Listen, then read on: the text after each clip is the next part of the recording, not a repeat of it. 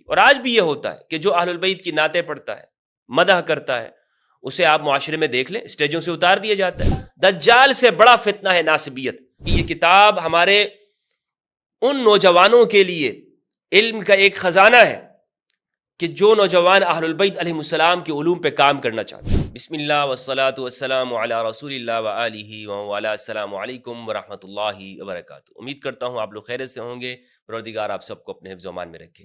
دوستو، کتاب شواہد التنزیل لقواعد التفضیل، امام حاکم حسکانی کی لکھی ہوئی کتاب، شاندار کتاب، اس کا بالآخر اردو میں ترجمہ شائع ہو چکا ہے اور 2 جلدوں کے اندر آج میرے سامنے موجود ہے۔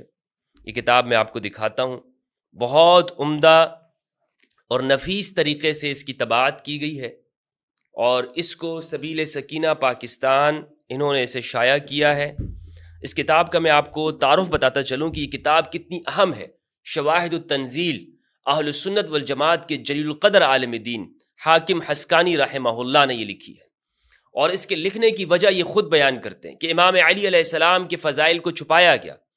شواہد التنزیل یعنی قرآن مجید کی وہ آیات جو گواہ ہیں کہ امام علی علیہ السلام کی شان کے اوپر، اہل البیت علیہ السلام کی شان پر، قرآن مجید میں وہ آیات کریمہ، وہ آیات مقدسہ جو امام علی کے بارے میں نازل ہوئی ہیں، ان کی شان کو بیان کرتی ہیں، اسے اس کتاب کے اندر بیان کیا گیا ہے۔ شواہد التنزیل کتاب کو آپ قرآن مجید کی منتخب آیات اور صورتوں کی تفسیر بھی کہہ سکتے ہیں، اور اس کی سب سے بڑی خوبی یہ ہے کہ قرآن کی آیات کی جو تفسیر ہے، بجائے اس کے کہ تفسیر بالرائے کی جائے جس طرح کہ آج کل عام طور پر لوگ کرتے ہیں، میرا خیال یہ ہے، لیکن اس کی خصوصیت یہ ہے اس کتاب کی کہ شواہد التنزیل کے اندر آیت کے مطابق اس کی تفسیر کے اندر احادیث کو پیش کیا گیا۔ یہ اس کتاب کی خصوصیت ہے۔ یہ 2 جلدوں کے اندر ہے۔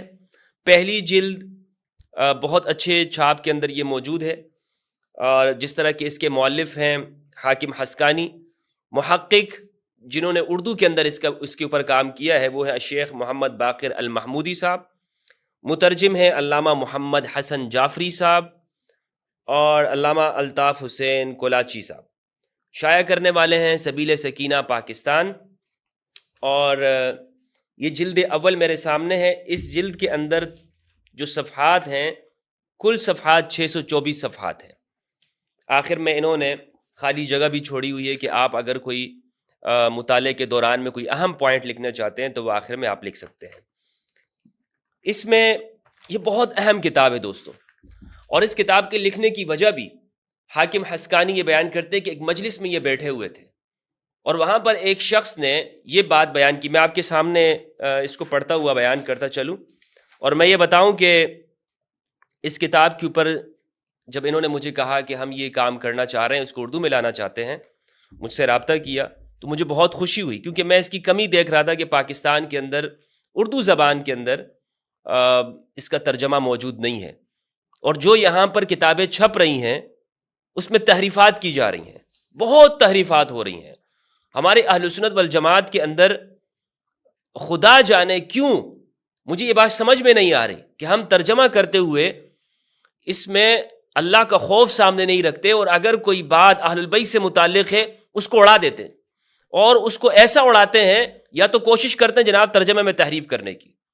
یعنی بخاری رحمہ اللہ نے اگر کہیں سیدہ فاطمہ الزہرا علیہ السلام لکھا علیہ السلام، تو ترجمہ کرنے والا نیچے رضی اللہ عنہ لکھتا ہے۔ یہ بھی تحریف کی ایک کوشش ہے، اور بلکہ پورے چیپٹر اڑائے جاتے ہیں، اڑا دیے جاتے ہیں حدیث کے، تفسیر کے۔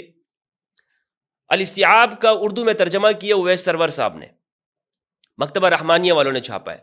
انتہائی تحریف سے کام لیا۔ عبداللہ ابن عمر کی حالات زندگی آپ پڑھیں گے، جس میں عبداللہ ابن عمر کہتے ہیں کہ خدا کی قسم مجھے اپنی زندگی میں اس بات سے زیادہ کسی بات کے اوپر افسوس نہیں رہا کہ میں نے باغی گروہ کے خلاف علی علیہ السلام کے ساتھ مل کر اس باغی گروہ کے خلاف جہاد نہیں کیا۔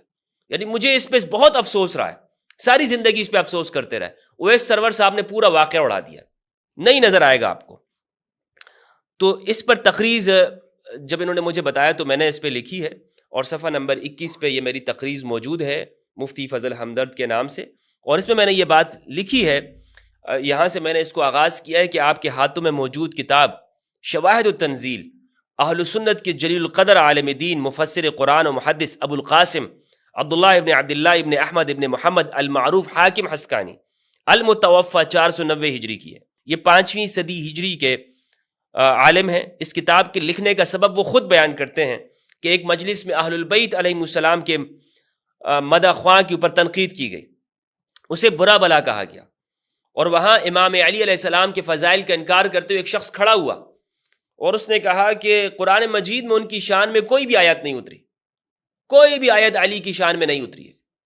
اور جو مدح خواں تھا وہاں پر منقبت کہنے والا تھا امام علی علیہ السلام کی، اس کو برا بلا کہا گیا، اس کو وہاں سے اٹھا دیا گیا، ذلیل کرنے کی کوشش کی گئی. اور آج بھی یہ ہوتا ہے کہ جو اہل البیت کی نعتیں پڑھتا ہے، مدح کرتا ہے، اسے آپ معاشرے میں دیکھ لیں، اسٹیجوں سے اتار دیا جاتا ہے.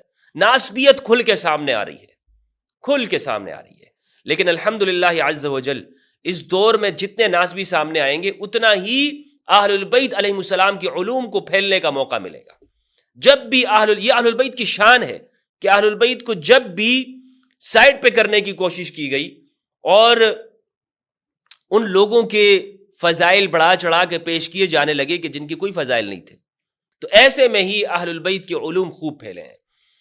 تو یہ بات جب حاکم حسکانی کو پتہ چلی کہ جناب یہ کام ہو رہا ہے یہاں پر، انہوں نے پہلے تو انتظار کیا کہ ہمارے معاشرے میں موجود اہل سنت عالم دین میں سے، علماء میں سے کوئی آگے بڑھ کر اس ناسبی کو منہ توڑ جواب دے گا اور ایسی کتاب لکھے گا جس میں یہ بات ثابت کرے گا کہ اہل البیت کے اور خصوصاً امام علی علیہ السلام کے شان میں قرآن مجید کی کون کون سی آیات ہیں جو نازل ہوئی ہیں، اتری ہیں.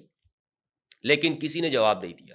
آج بھی یہ ہوتا ہے، فرقوں کا خوف رکھ کر، اللہ کا خوف نہیں رکھتے. میں بار بار یہ بات کرتا ہوں، فرقوں کا خوف رکھ کر لوگوں نے اپنی زبانیں سی لی ہیں، ہونٹوں کو سی لیا ہے، زبانیں گنگ ہو گئی ہیں، خاموش ہو گئے ہیں لوگ، اور اس خاموشی کا ناجائز فائدہ اٹھا رہے ہیں یہ ناسبی. ہمارے اہل سنت علماء وہ رافضیت کے اوپر تو خوب بولتے ہیں، لمبی لمبی چوڑی تقریریں کریں گے، رافضیت یہ ہے، رافضیت یہ ہے، حالانکہ انہیں ناسبیت کے خلاف بات کرنا چاہیے تھی.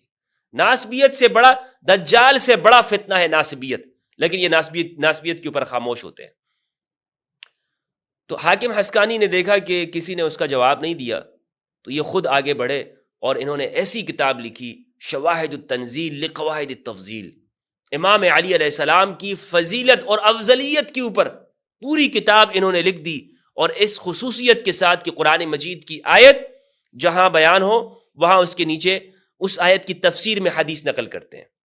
میں آپ کے سامنے چند مثالیں پیش کرتا ہوں، چند مثالیں، اور میں یہ کہنا چاہتا ہوں کہ یہ کتاب ہمارے ان نوجوانوں کے لیے علم کا ایک خزانہ ہے کہ جو نوجوان اہل البیت علیہ السلام کے علوم پہ کام کرنا چاہتے ہیں.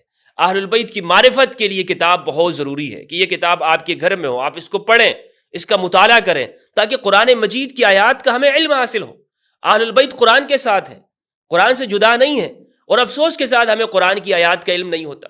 ہمارے سامنے یہ ایسی آیات پیش کرتے ہیں کہ جناب دیکھیں قرآن میں یہ موجود ہے، یا ایھا الذین آمنوا، اے ایمان والو، اس سے فلاں فلاں مراد ہے.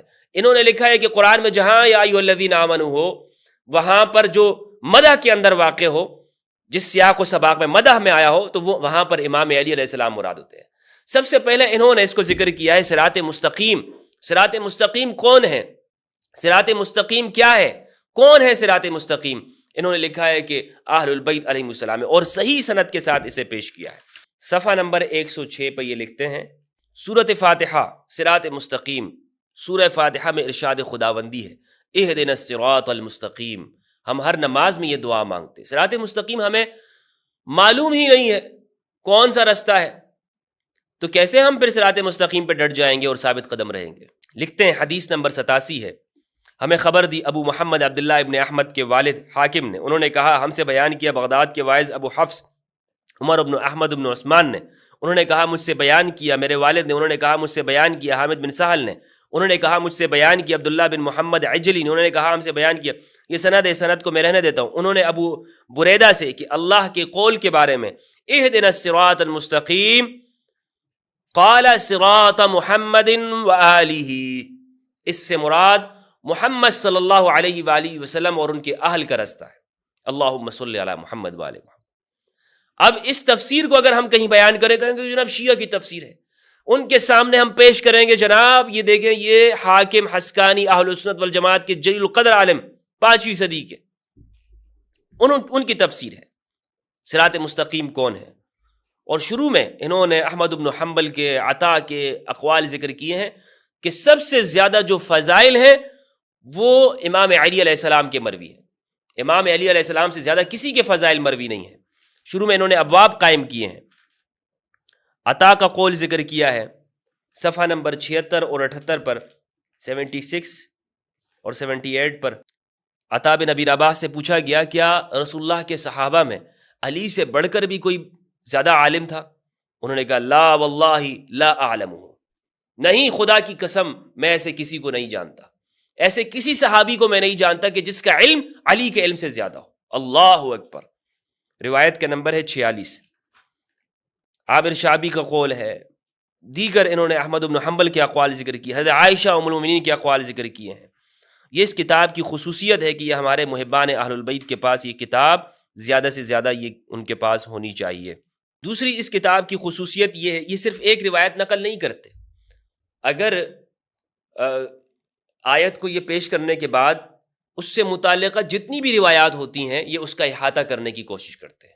صرف ایک روایت لا کر بس نہیں کر دیتے بلکہ بہت ساری روایتوں کو وہاں پر جمع کرتے ہیں. دوسرا یہ کہ ہمارے اہل سنت کو چاہیے کہ اس طرح کی کتابوں کا ترجمہ زیادہ سے زیادہ ہو اور بغیر کسی تحریف کے ہو. یہ کوشش سبیل سکینہ والوں نے کی ہے اور جن لوگوں نے اس پہ کام کیا ہے میں ان کا شکریہ ادا کرتا ہوں. اللہ سبحانہ و تعالیٰ ان کی توفیقات میں اضافہ فرمائے. اور اس میں مجھ سے میں نے اس کو دیکھا بھی ہے، پڑھا بھی ہے، اور یہ کہا بھی گیا ہے کہ اس میں کسی بھی طرح سے انہوں نے کوئی کمی بیشی نہیں کی ہے.